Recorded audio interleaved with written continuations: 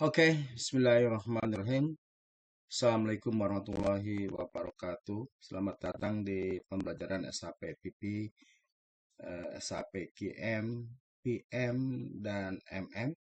Dengan saya Ahmad Yusuf Arif. Di sesi video tutorial ini saya akan mereview suatu situs yang sudah saya buat. Nama situsnya adalah kursus saponline.com ya. Nanti teman-teman bisa cek ke situs tersebut, di mana di dalam situs itu saya memberikan materi yang meliputi modul silabus SAP PP ya, SAP QM, PM, dan MM, mulai dari proses bisnisnya ya. Proses bisnisnya juga saya ajarkan, kemudian mulai dari master data juga, master data, kemudian transaksi, dan yang terakhir adalah konfigurasi ya. Dan ini menjadi satu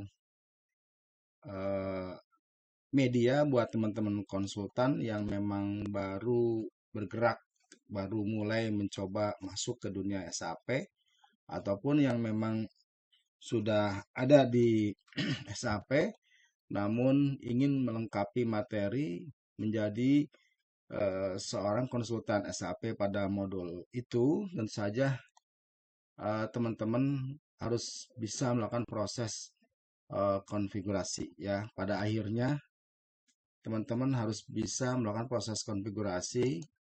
Bisanya konfigurasi itu atas dasar dari mengertinya proses bisnis, master data, dan transaksi ya. Jadi urutannya seperti itu. Teman-teman mesti pahami dulu dari pola yang ingin dicapai untuk bisa melakukan proses konfigurasi. Nah, di situs ini kita lihat ada beberapa menu ya. Menu yang sifatnya di sini menu bar. Ada juga menu yang model shortcut di sini ya, teman-teman bisa lihat. Nah, sebagai contoh di sini ada SAP PM ya, SAP PM, SAP Plant Maintenance, di mana kalau teman-teman nanti diklik ya di menu tersebut, dia akan masuk ke modul SAP, ke silabus SAP Plant Maintenance. Nah, di sini diberikan informasi tentang kursus tersebut, tentang SAP PM, kemudian juga konten ya, konten dari kursusnya seperti apa. Teman-teman bisa lihat di sini ada materi pertama, overview SAP PM. Di sini disertakan juga file PPT untuk teman-teman, juga file PDF ya. Nah, PPT bisa teman-teman download, juga ada file PDF-nya ya. Selagi teman-teman melihat dari dokumen ini, juga saya berikan video tutorialnya tentang bagaimana materi tersebut gitu ya. Nah, kemudian materi kedua di sini teman saya lihat ini master data dari SAP PM itu adalah equipment. Ini ya, materi master data yang pertama adalah equipment. Kemudian di sini juga sama materi berupa file video dan teman-teman bisa dengarkan videonya, kemudian ikuti step by stepnya. Disertai juga dengan file lampiran sebagai pelengkap untuk teman-teman bisa mempelajari lebih lanjut ya.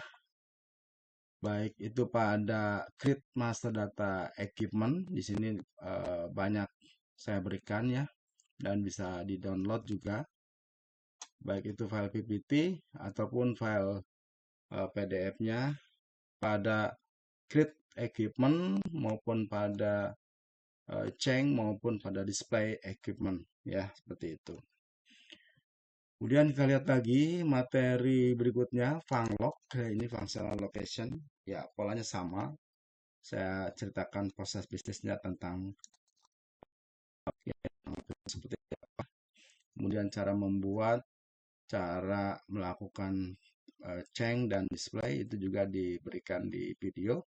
Berikut juga saya berikan materinya secara file PDF ya, teman-teman bisa print, bisa download, bisa print, bisa ikuti step by stepnya. Demikian seterusnya ya, master data yang lainnya juga sama, work center. Kemudian ada serial number, nah ini ada master data yang saya sengaja lengkapi untuk SAP PM. Kemudian ada BOM ya, BOM-nya juga untuk PM itu ada BOM yang dinamakan dengan E-BOM, equipment BOM. Jadi BOM pada equipment, bill of material pada equipment, ataupun funlock BOM ya, functional location BOM. Dan yang terakhir ada assembly BOM, ada BOM pada material. Kemudian classification, nah ini classification dan karakteristik juga itu menjadi satu master data yang teman-teman harus tahu cara buatnya. Nanti tentu saja penggunaannya bisa untuk measuring point ataupun measuring counter ya, nanti ada efeknya ke sana. Kemudian katalog, nah ini katalog adalah master data yang memberikan informasi tentang root and cause ya dari suatu permasalahan gitu ya.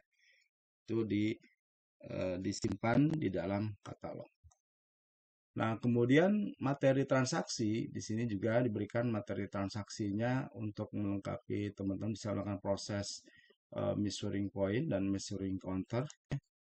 Di sini ada 2 video nanti bagaimana cara membuat measuring point, kemudian dibuat studi kasus, measuring point tersebut dilanjutkan ke preventive maintenance ya.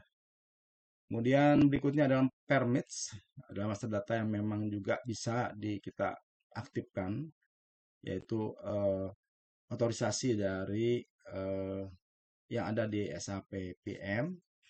Kemudian master data berikutnya task list ya. Jadi cukup banyak sekali ya master data yang ada di PM yang teman-teman harus kuasai.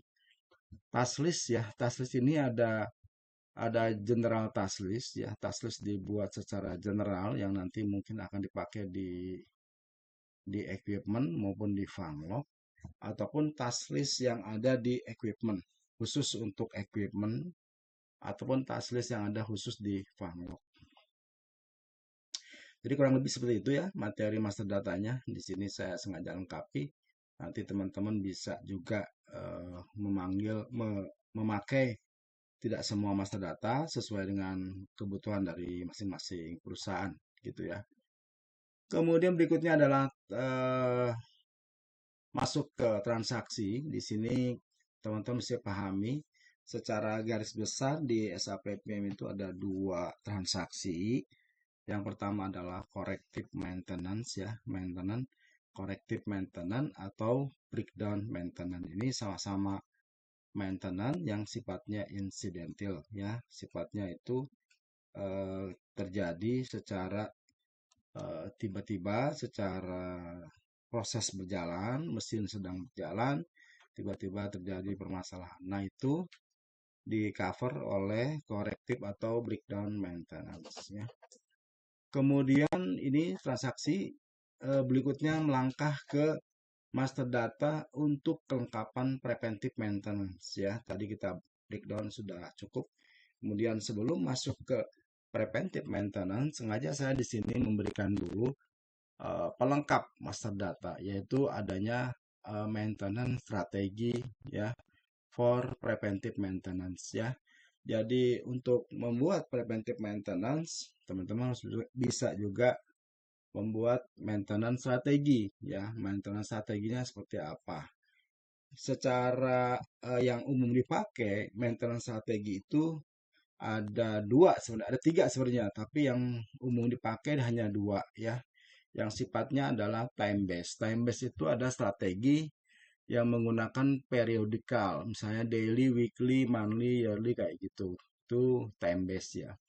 Sementara strategi yang activity, nah yang activity itu sifatnya perform based. Perform based itu adalah yang menentukan dari contohnya sebagai running hours ya.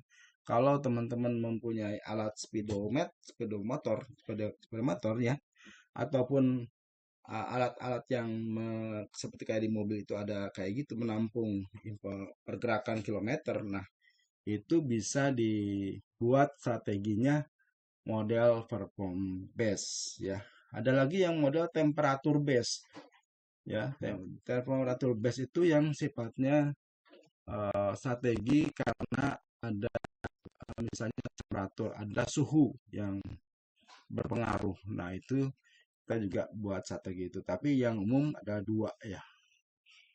Nah, setelah membuat strategi, maka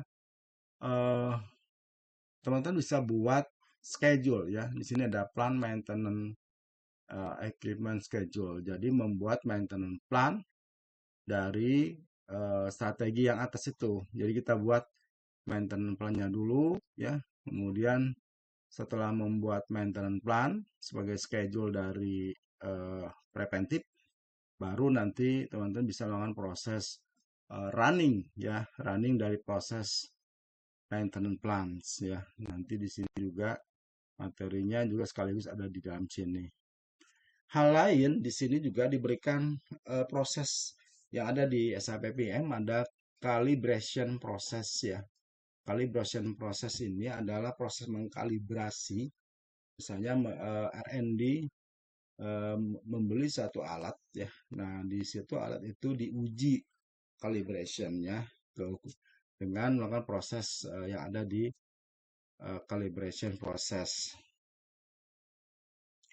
Kemudian ada juga yang refurbishment maintenance proses. Ini adalah proses maintenance yang terjadi karena ada pertukaran tools ya. Misalnya suatu mesin, suatu engine itu dilakukan pengambilan komponen dari engine diganti dengan komponen yang bagus. Nah, itu dilakukan proses refurbish ya. Dan terakhir tentu saja ada configuration ya. Dari semua itu supaya bisa berjalan setelah teman-teman memahami proses bisnisnya dan proses cara melakukan transaksi master data maupun transaksi, maka kita akan melakukan proses konfigurasi ya. Sebelum itu berjalan, tentunya harus dilakukan proses konfigurasi dulu ya, dibuat konfigurasi dulu. Untuk maintenance untuk plan maintenance itu sendiri sebenarnya dibagi dalam dua bagian besar konfigurasi ya. Pertama adalah konfigurasi pada notification. Nah, di sini materinya konfigurasi pada notification saya ajarkan di mana poin-poinnya.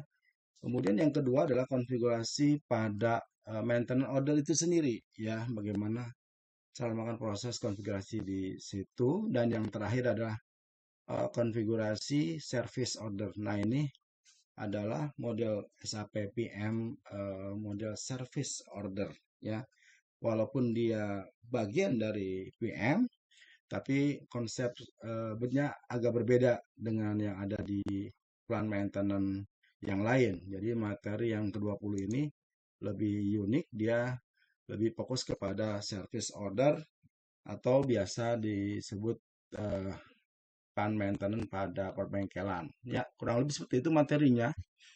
Namun nanti kalau ini semua diakses berdasarkan member ya, tidak saya berikan secara publik. Nanti teman-teman harus melakukan proses registrasi ya, registrasi dulu, kemudian add to chart seperti itu ya. Teman-teman bisa masuk ke menu di sini di course.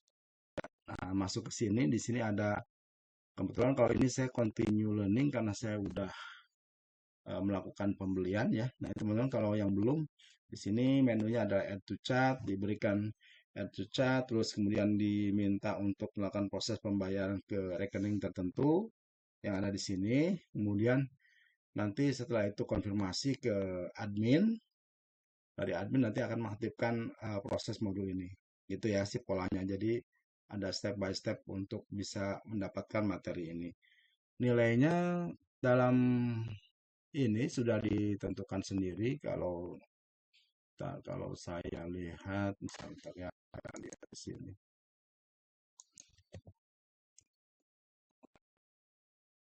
Oh, ini udah. Sebentar, saya coba logot dulu ya, supaya kelihatan bedanya. Kita lihat di sini. Nah, kalau yang teman-teman belum melakukan proses pembayaran, di sini juga ada eh, harga dari modul itu ya. Ada harganya di sini untuk SHBPM ini. Masing-masing juga modul ada harganya. Saya di video tutorial ini saya jelaskan SHBPM dulu ya. Nanti di sesi berikutnya saya jelaskan masing-masing modul. Nah, untuk teman-teman yang baru ya, tentu saya harus registrasi. Kemudian di sini ada add to chat. Di sini teman-teman diminta untuk masukkan login seperti itu ya. Saya coba misalnya saya masukin ini.